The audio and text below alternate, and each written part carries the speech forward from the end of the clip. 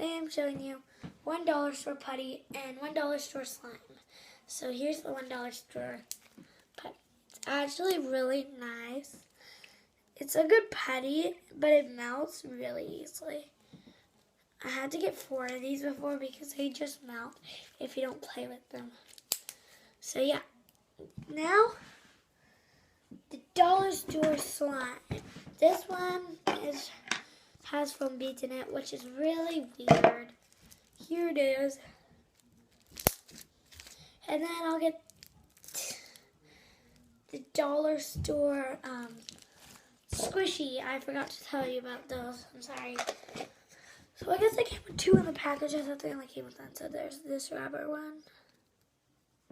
And then this one. I don't know what this guy is. He's a Gudetama. This guy, I don't know what he is. Now, one thing I got from a thrift shop. This dog. I actually got 2 of them